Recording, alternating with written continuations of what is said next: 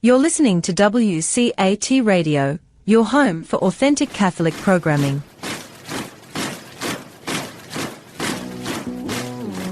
Hot seat number 3, Q&A, Pat and Eric.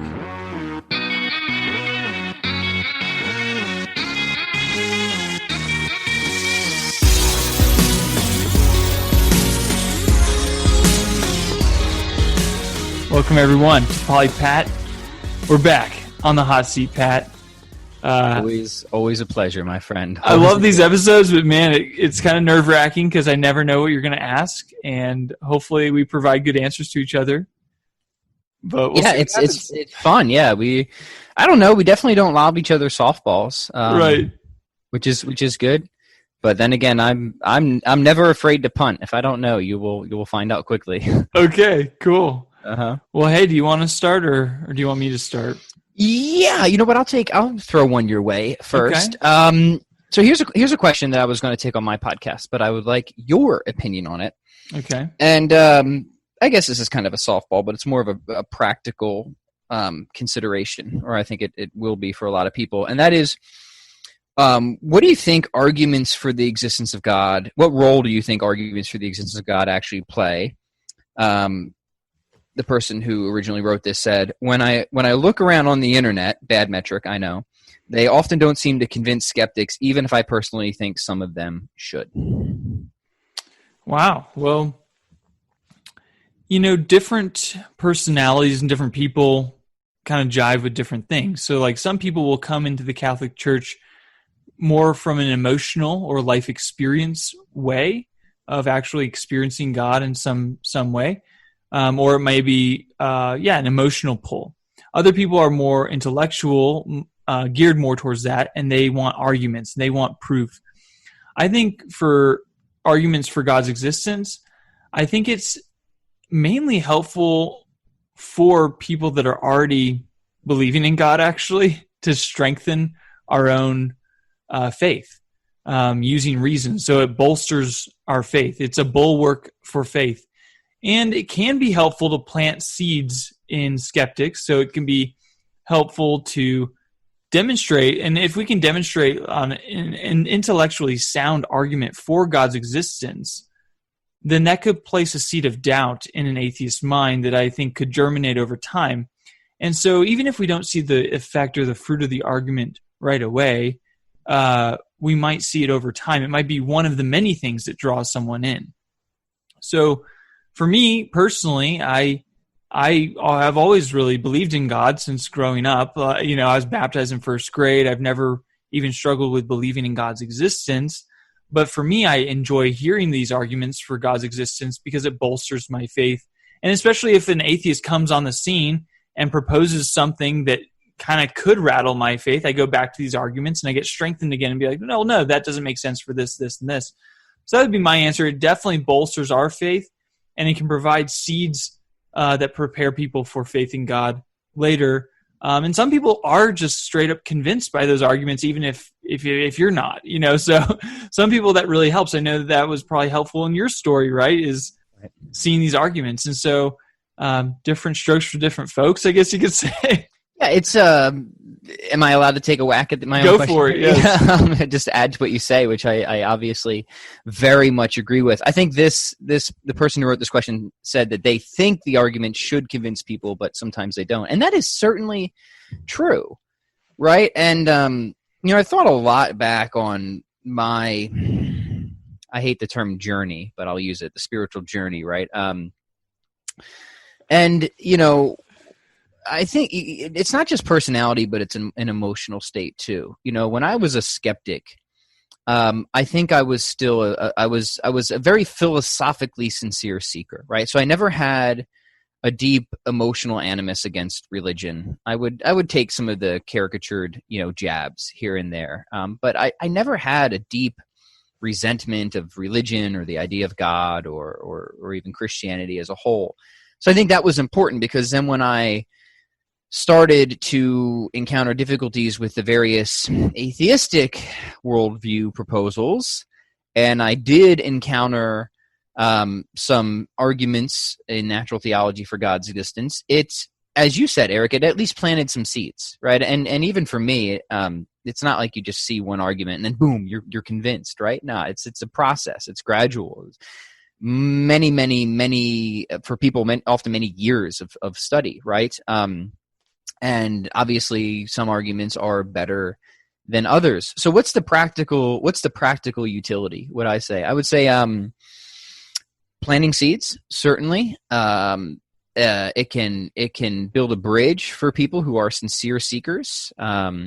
It can also in a public forum, it's important when there's kind of a dialogue going on. Maybe it's you and a skeptic. Okay, maybe you're not convincing the person who's directly across the table from you, so to speak, on the other side of the computer screen.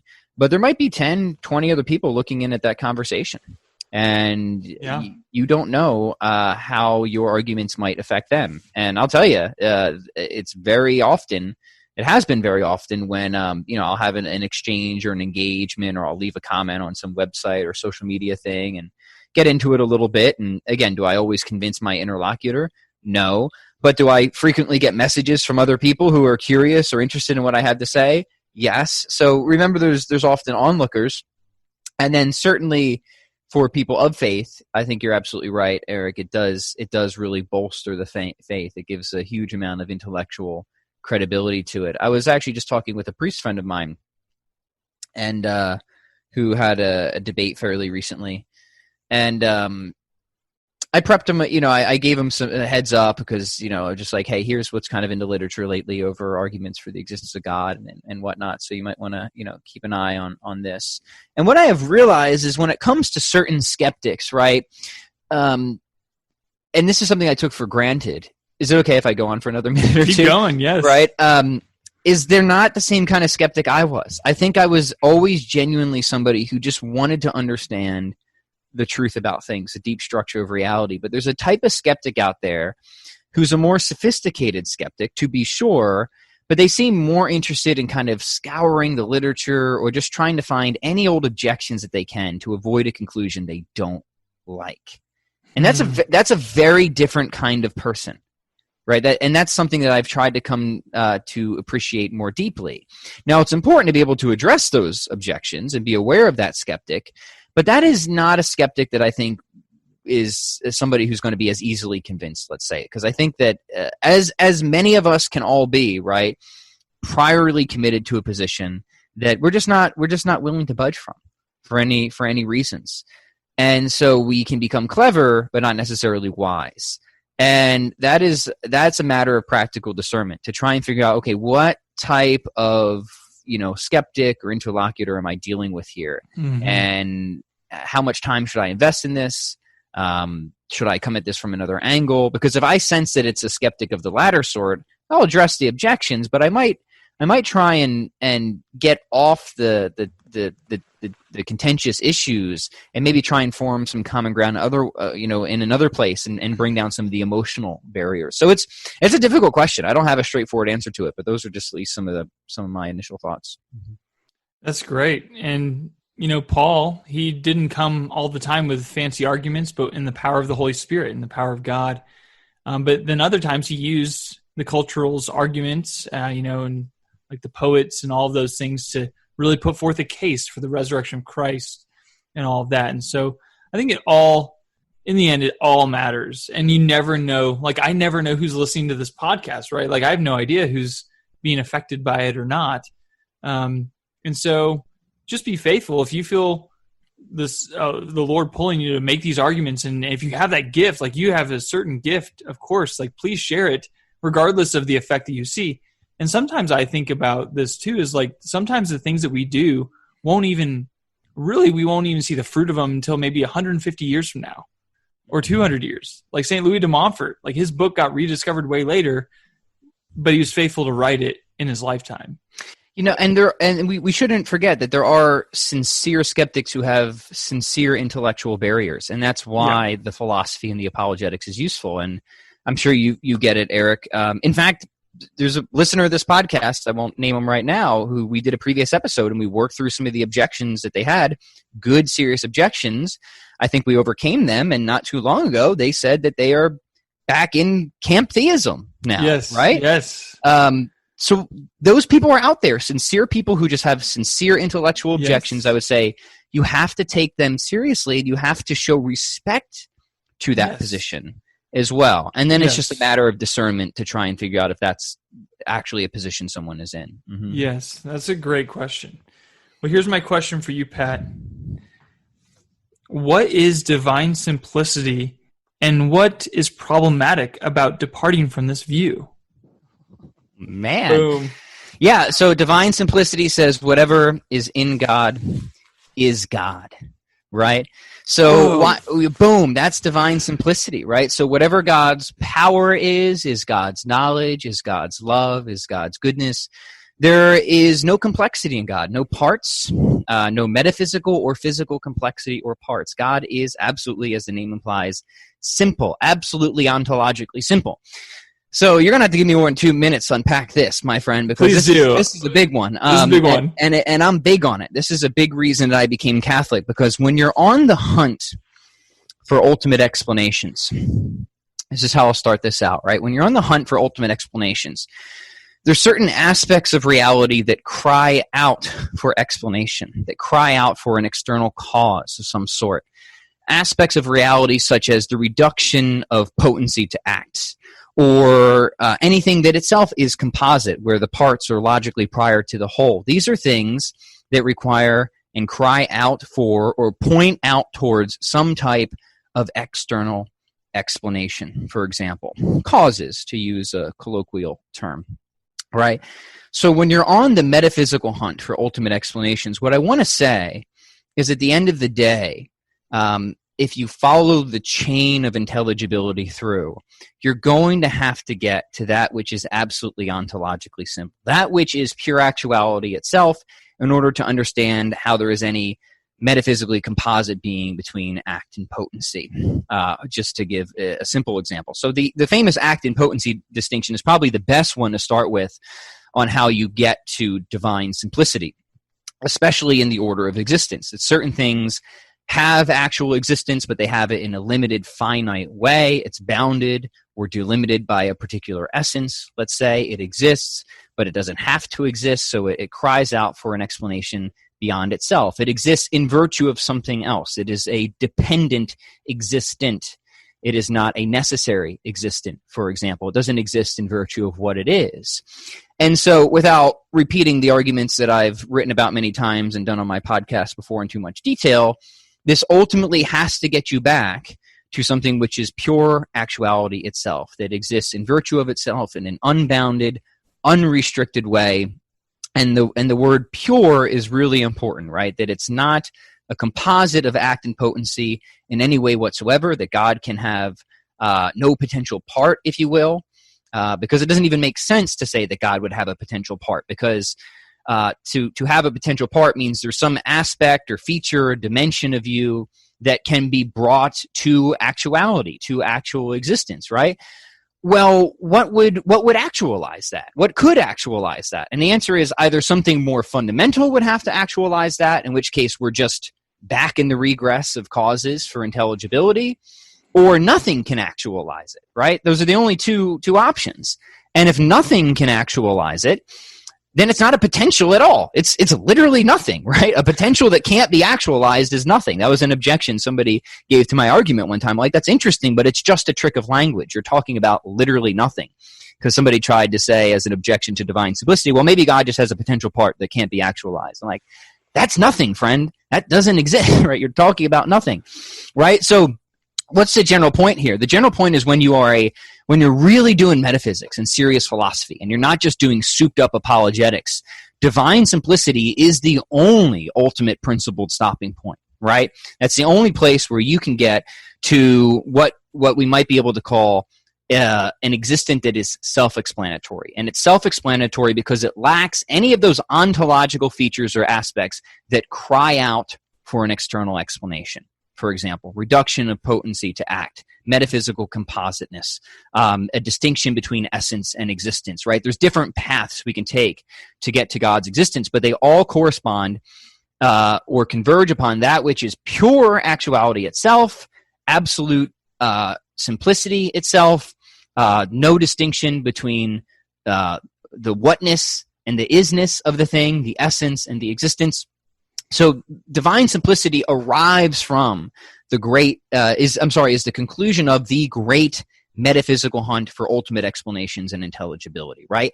And importantly, this is why you see it as a shared and common commitment among many of the world's greatest philosophers and metaphysicians. It's by no means just something you find in the Catholic tradition. You find it in the Jewish tradition. You find it in the Hindu tradition. You find it in the ancient Greek philosophers, for example. Plotinus is obviously and his famous The One.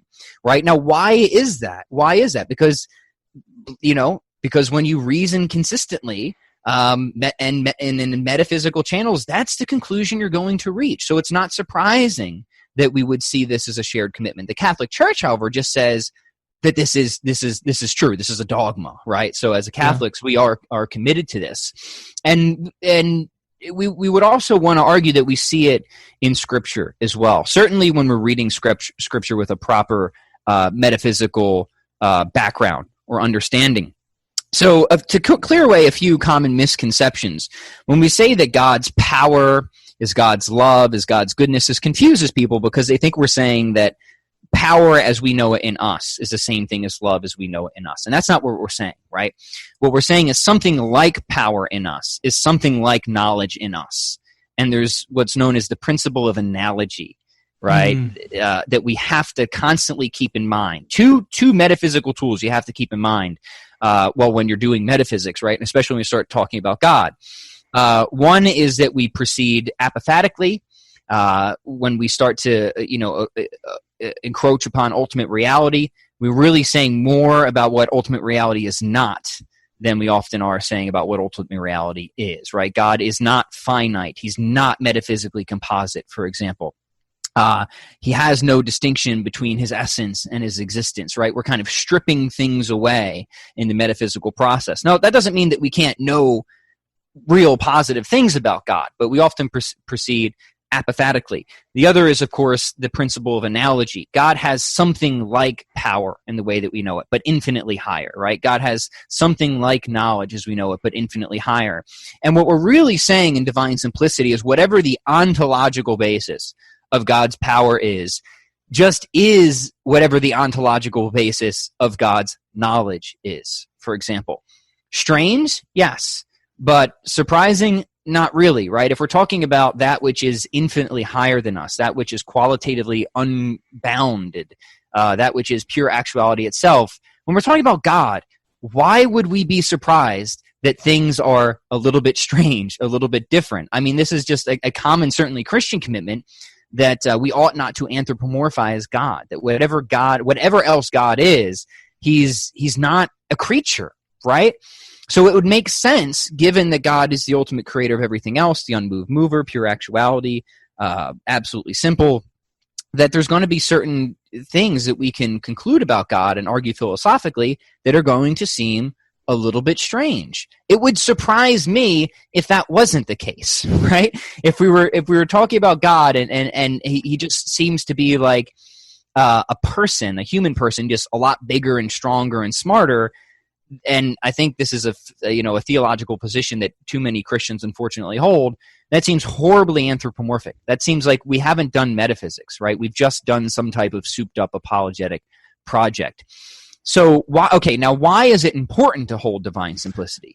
It's important to hold divine simplicity for all the reasons that I just gave. If you want to have an ultimate source of intelligibility, a ground of all being, you're going to need divine simplicity. If you want to have God, you're going to need divine simplicity. And it's often been said by various defenders of divine simplicity, I think both Edward Fazer and David Bentley Hart, that to accept anything less than divine simplicity is to accept atheism, right? Because if you're not accepting divine simplicity and you're still positing some great, powerful being, he's still going to have those ontological categories that make him dependent, that put him in need of an external explanation. And whatever else God is, that's not it, right? So there's a lot that hinges upon divine simplicity. One is the general, ultimate, satisfying terminus of the metaphysical project, a principled stopping point. in the order of both causes and intelligibility, and theism itself, I would argue, rests in divine simplicity. So sorry for taking so much time. No, this is great. It's an so important question.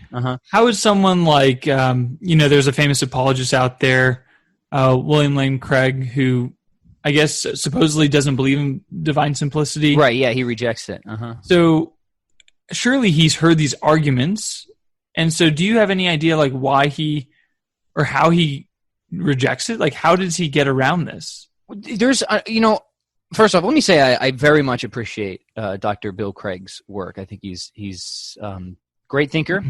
His work on the Kalam cosmological argument is very good, but his arguments against divine simplicity are very weak. Some of them are just sort of dismissive, hand-waving, it's just unintelligible type of arguments. I forget the specific arguments that he makes in his book, Philosophical Foundations for a Christian Worldview. So I don't want to misrepresent him.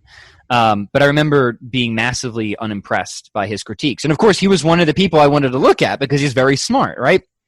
But I think he would probably just not accept a number of the metaphysical principles that I would be working with in other metaphysicians that lead you to divine simplicity. Principles like the principle of proportionate causality, the analogy of being, stuff like that. Now, I would argue you need to accept those principles. You can't escape those principles. And once you have those principles, divine simplicity is the conclusion, and it's perfectly intelligible. So that's, you get this sort of these hand-waving dismissals of divine simplicity where people will say, it's unintelligible, and Craig's also sort of in the modern analytic philosophical tradition as well, which I think has severe limits. It's got too restricted of a metaphysical toolkit, which makes certain, I would argue, Thomistic philosophical projects difficult, if not impossible, for them. The way they think about essentialism, and their use of modal essentialism versus real essentialism. So some of these topics are deep and weedy, but I would say, coming out of the analytic tradition can be a barrier to entry. I would say you need to expand your metaphysical toolkit. It's too restricted. And then maybe some other principles of causality and being he might have issues with, or if not Craig specifically, because again, I don't want to misrepresent him. I know at least other philosophers, that's where their holdups are. And then when they have, when they're not working with the same toolkit, or they're not working with a shared set of commitments, we can see why they would have issues with divine simplicity, right? So if you don't make distinction between types of properties in the way that other philosophers do, and you don't have the principle of analogy, then divine simplicity is going to seem really weird, right? Because then you are going to have to say something like you think that knowledge in us is the same thing as like power in us, and then you're going to that makes no sense. Divine simplicity can't be true, but that isn't what proponents of divine simplicity say, right? And that's why some of these other metaphysical principles that we use are so critically important in the debate, because if they get overlooked, then we're just talking past each other.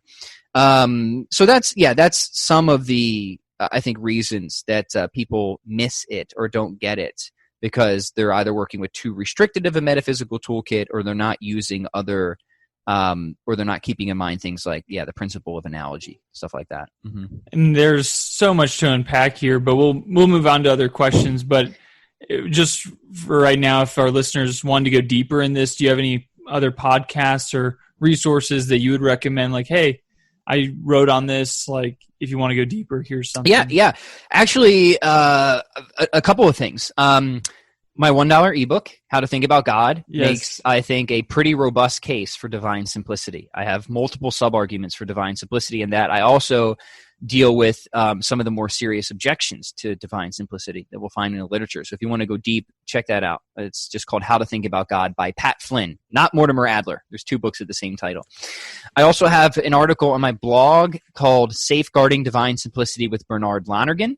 So that's where I go back to one of the greatest philosophers and theologians of the past 100 years, Bernard Lonergan, and I show how he gets a lot of it right, and how a lot of the contemporary objections that we see to divine simplicity in literature, Lonergan addressed and refuted those way back. So that's on my blog. It's called Safeguarding Divine Simplicity with Bernard Lonergan. And then I had a 2.5-hour podcast with another Catholic philosopher Christopher Tomaszewski called Defending the Doctrine of Divine Simplicity, and we just go deep into the weeds there. Wow. So thanks for the softball, my friend. That's deep into that's deep territory, but it's really important. It's a really important doctrine. Mm-hmm. Awesome. Okay, all right, my turn. Mm-hmm. Sorry, let me boot my phone back up here. Okay. So this is another question that came in for me that I'm gonna if you follow my podcast, I'm gonna re-ask some of these questions to Gavin Kerr and Brian B. Song, but I want to throw it your way as well, Eric. All right. I know even theists and theist philosophers have mixed thoughts on so-called intelligent design. I would love to hear your thoughts on this.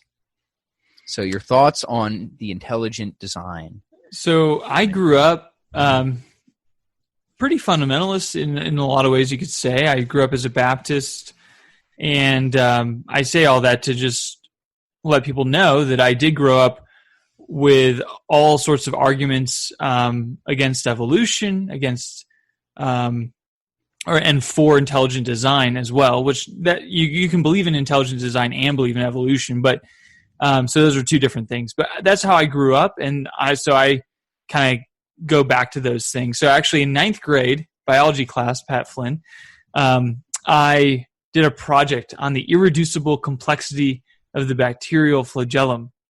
And I was using Dr. Behe's work, who you've had on your podcast. Yeah. Real quick, he's going to be on next week debating with Dr. Josh Swamidas, actually, this very subject. So this is a timely question. Wow. So there's a motor in this bacteria, the flagellum, that basically it's like 22 parts to this thing, and without one of the parts, it would never function. And so all had to be there at one time, or else it would never exist, basically. And so we see things like that. Or we also have the example of the woodpecker, right, that has to have both types of saliva going at the same time. Like if it evolved from one to the other, it would never have existed because you need both simultaneously. Those are more geared towards the evolution stuff. But it also shows like there's some sort of design that takes place in these animals or these molecules. And so to me, intelligent design, it just makes so much sense. Like when you drive past a house, you don't think like, wow, this is kind of a random thing. Like, I wonder how it got here. You think like there's probably a designer, there's probably an architect. And a house is not nearly as complicated as the human eye or the human body. And so when we look at things like that are more complicated than houses, why do we all of a sudden think like, well, there must not be a God and it must have just randomly come here? No, there has to be a certain design to it. And once again, like this doesn't necessarily say that evolution, like we couldn't evolve over time or that there's adaptation that takes place. But the fundamental level, when we look at the universe, we see a certain design. And so I think, you go to all the different factors, like 21 different fine-tuning points, that if one of those was dialed a different way, we wouldn't exist. And so to me, it seems like those are very helpful arguments. Those are very helpful things to point out, is that, when we look at the universe, we look at the stars, we look at our bodies and how complicated they are, it seems to point to some sort of design. And so I'm not sure if I'm covering your question exactly, but that's my response so far. It sounds just kind of like a personal question, what you think of it. So I'm not sure there's a right or wrong answer here. I like it. Yeah, I like it. It sounds good to me. It's funny because when I first, was moving towards theism, it was the philosophical arguments that got me, right? And I still think that those are the most decisive, especially for God and the human soul and the immateriality of our intellect specifically. But then, I just got curious and I started reading some of Dr. Michael Behe's work. And what immediately impressed me was how unfairly he was caricatured by his critics. Now, I am not a molecular biologist, but I know an ad hominem when I see it, right? I know when somebody is when bad arguments are being presented, even on areas of expertise or areas, subject matters where I have no relevant expertise. So that made me curious. And as you said, I've had him on the podcast before. I've chatted with him. And the thing that I try and tell people is, where's my position on this right now? I would say that criticisms of some people in the intelligent design movie towards the sort of neo-Darwinian, sort of worldview, should be taken a lot more seriously than they currently are. And I think Dr. Michael Behe is a good example of this, because he's very clear, right? He doesn't like evolution is an accordion term, and that's what people need to understand. Like, to say that he has a criticism of evolution means for him a very specific thing. He doesn't challenge common descent, for example.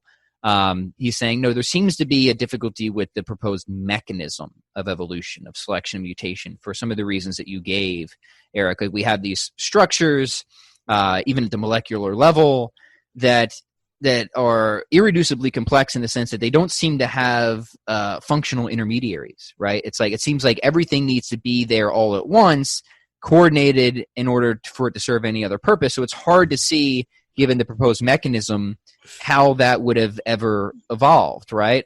Sorry, did you want to chime in? Well, I just had a joke. Material simplicity instead of divine simplicity. Yeah, there you go. Something like that.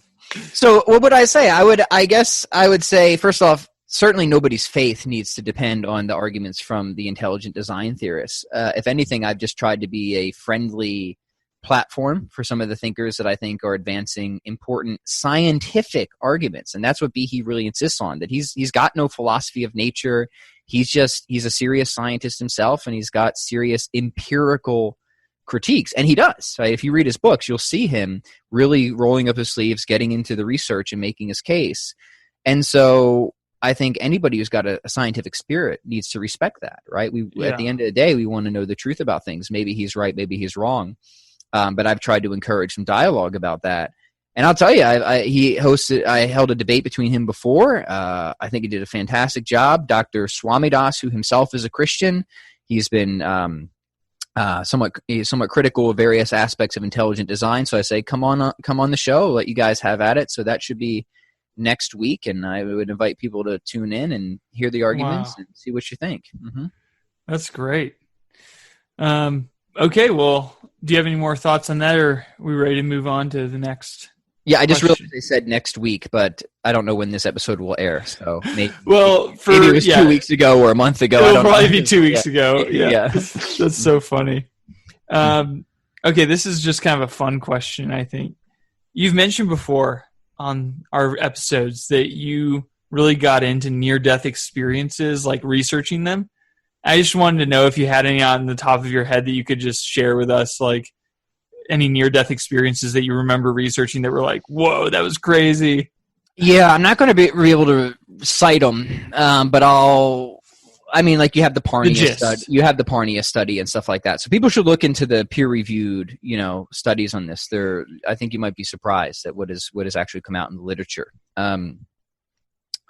There was one case, apologies if I get the details wrong, that just really surprised me. I almost am tempted to look it up as we talk here, but it was something like some woman had to be like put into a deep, like frozen state for a severe, like very like threatening brain surgery or something like that. And her eyes were sealed shut before the surgery and stuff like that. And of course, she goes, into the surgery, and there's just no way that she would have had been able to experience the things that she did, right? Of course, she had like the traditional like near-death experience, was able to report what was going on during the surgery. It was either, if it wasn't in this case, there's similar cases like it where she was able to talk about like certain instruments that were up on certain shelves that she would have never been able to see, stuff like that. And those little accounting of details are really important that can then be independently verified. So it was these what's called veridical experiences in the research, and the veridical experience are experiences that people have in these near-death experiences that are later verified by independent researchers. So if you hear the term veridical experience, that's what it means, right? And And why is that important, and why did that strike me? So it was numerous things like this. So there's other ones where somebody's, they're dead, clinically dead, meaning fixed and dilated pupils, flat EEG, stuff like that.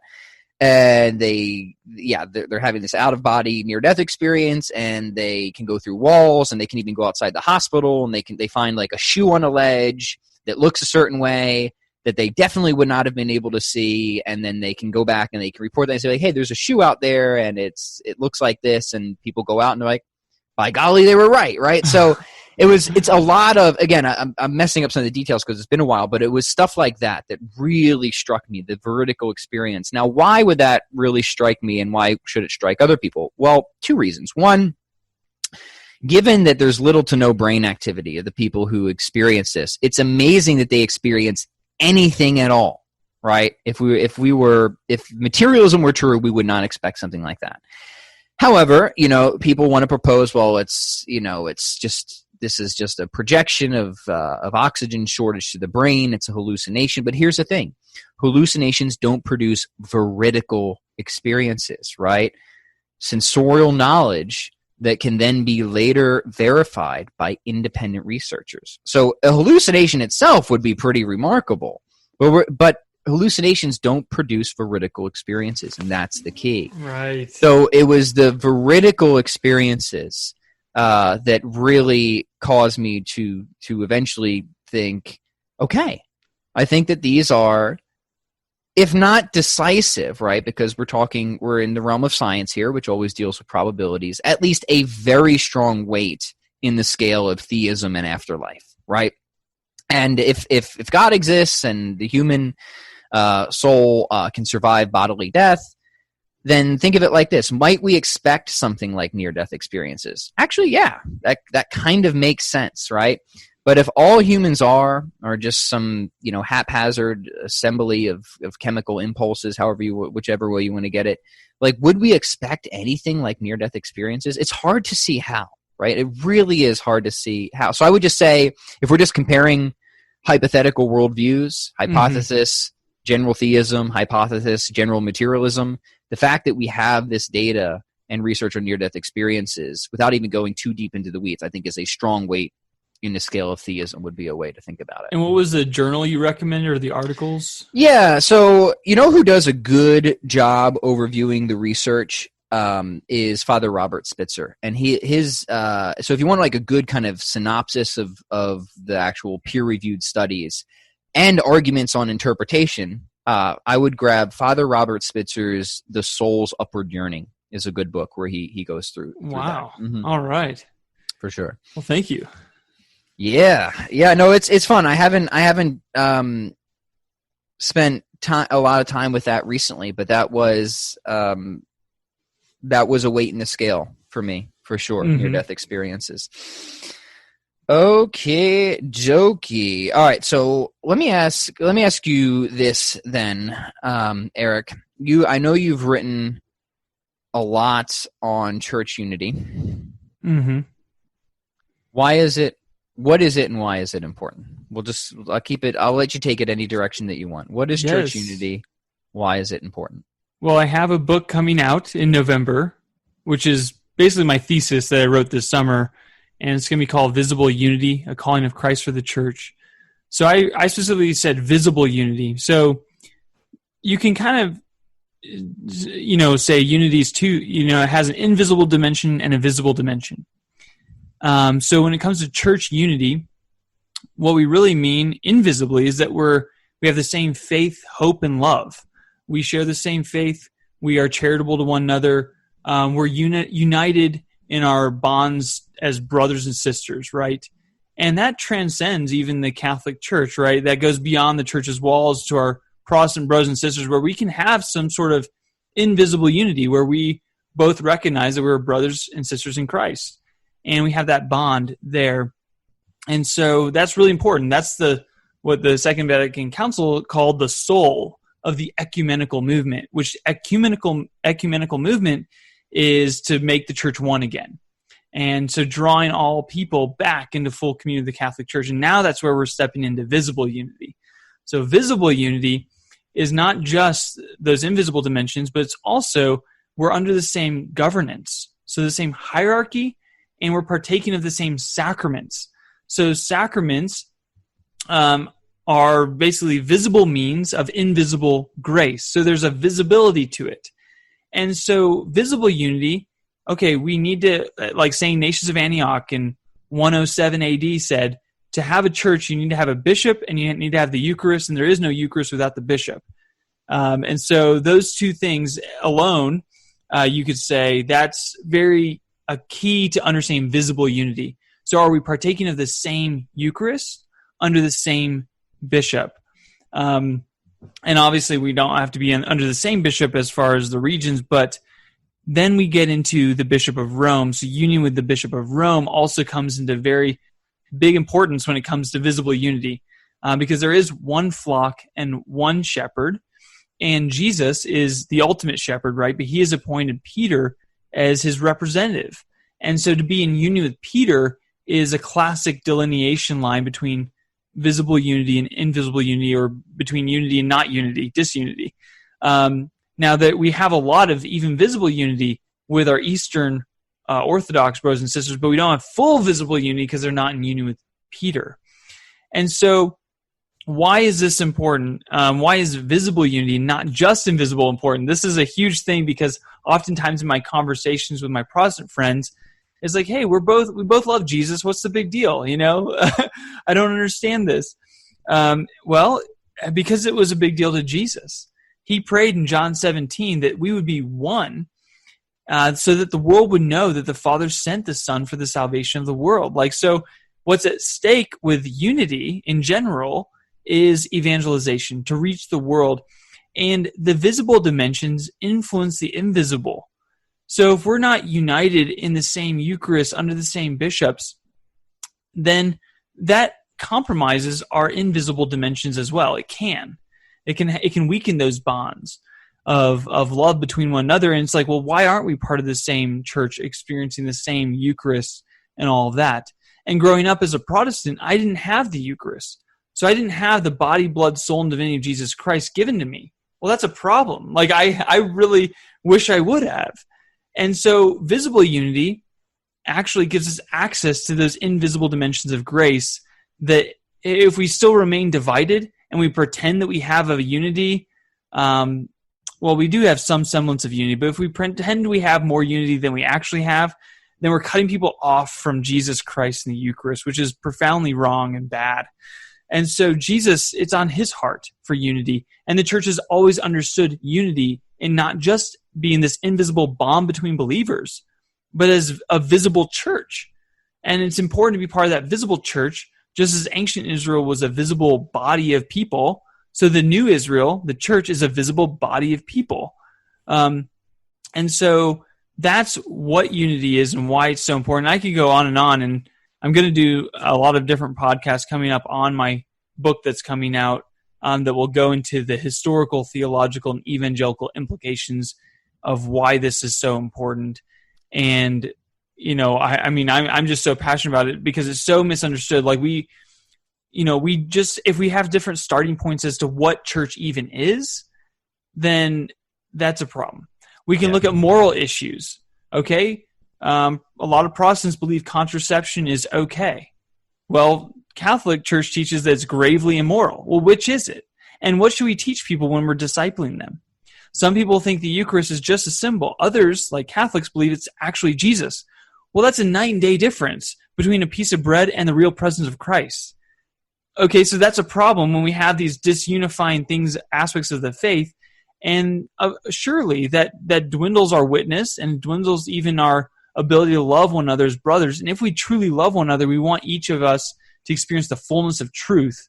And there has to be, and I go into this in my book as well, as like, we're human beings. We're not angels, so we're not pure spirits. And we're not animals, so we're not pure material matter. We're human beings that have both invisible and visible. So our very person, we are visible and invisible, so we need a visible and invisible unity. This is what we see in marriages, right? We see that there's obviously a huge importance when spouses are invisibly unified. So they have this love for one another, this like communication that goes beyond material. But you also need to have intercourse. You need to have that sexual relation in the marital embrace to express that invisible love. And both go hand in hand. They're tied to one another, and that's important because we're visible and invisible, and that expands out to the church. So that's enough for now, I guess. Yeah, no, that's great. So let me ask you the same thing you asked me with divine simplicity for people who want to go further and deeper until your book comes out, of course. Any resources off the top of your head that you'd recommend on that subject?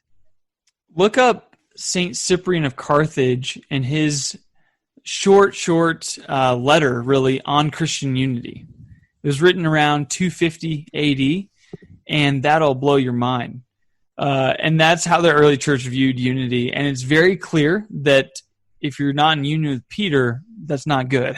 And then I would also read St. Ignatius of Antioch's letters. I'm trying to think of which one exactly was the one that says basically like without the bishop there is no church.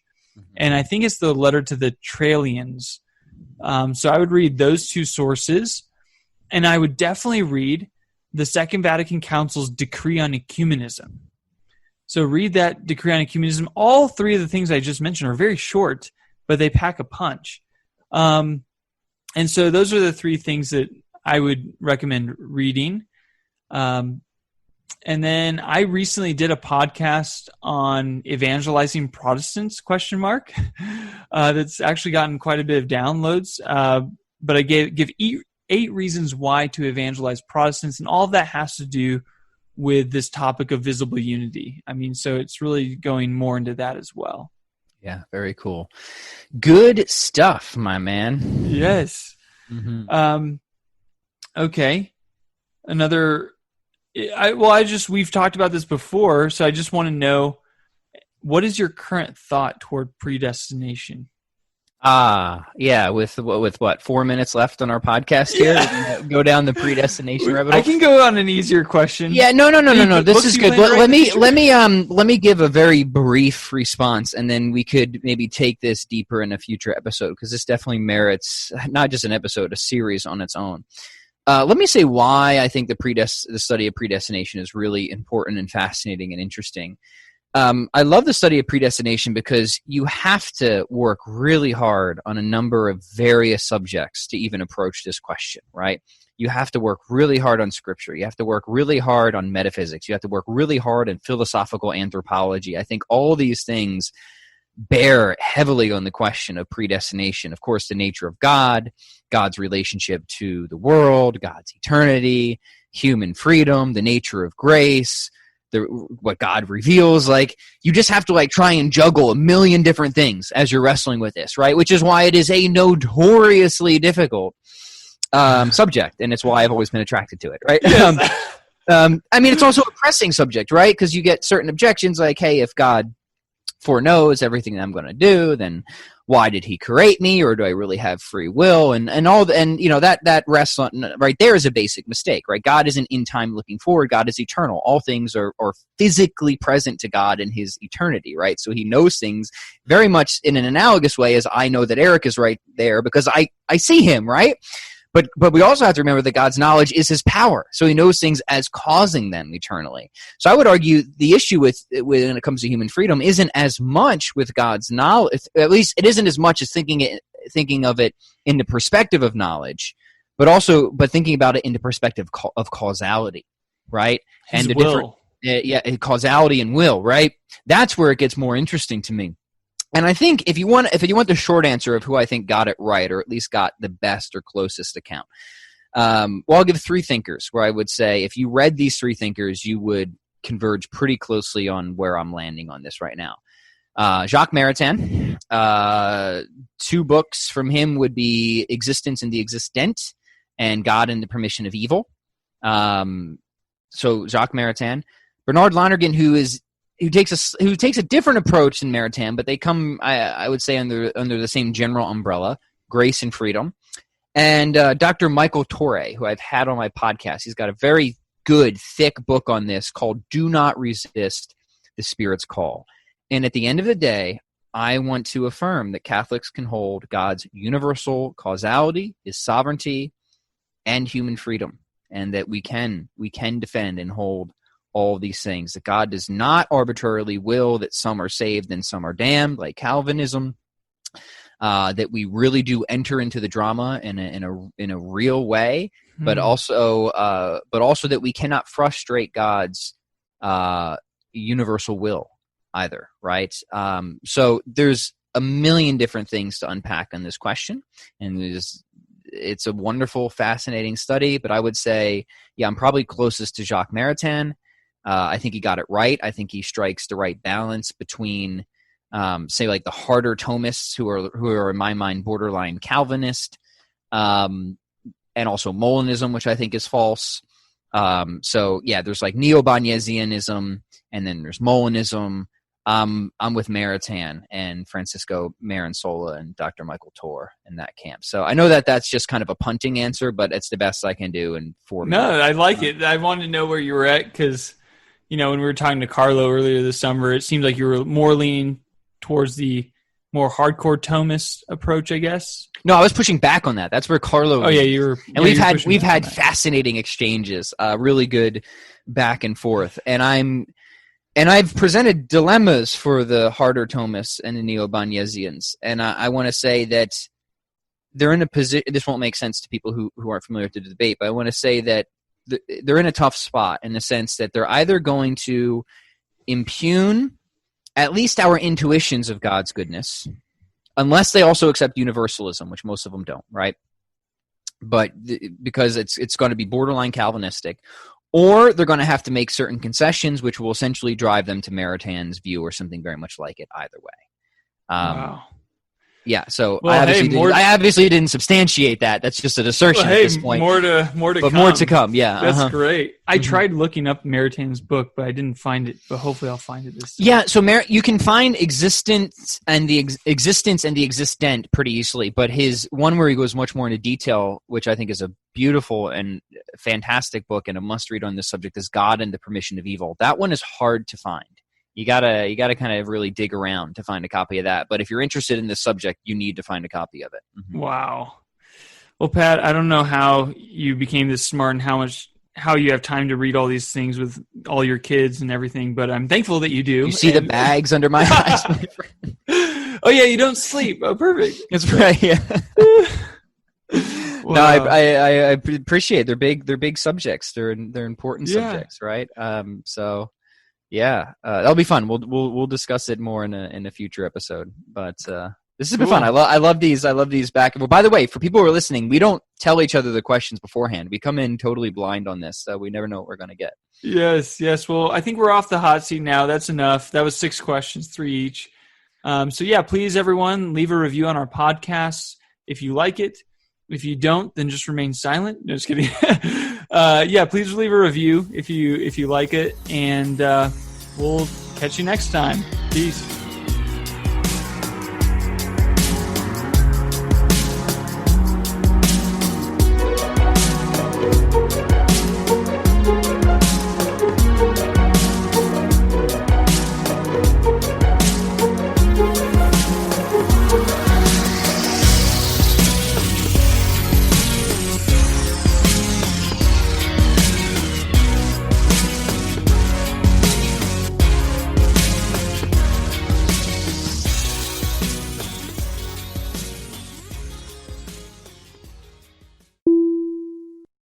Hello, God's beloved.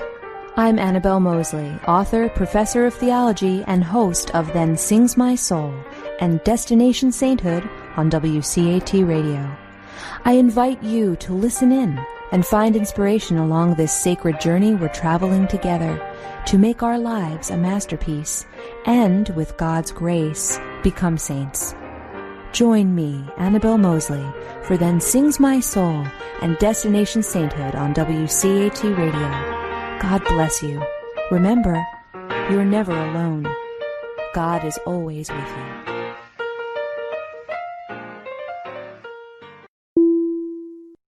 Thank you for listening to a production of WCAT Radio. Please join us in our mission of evangelization. And don't forget, love lifts up when knowledge takes flight.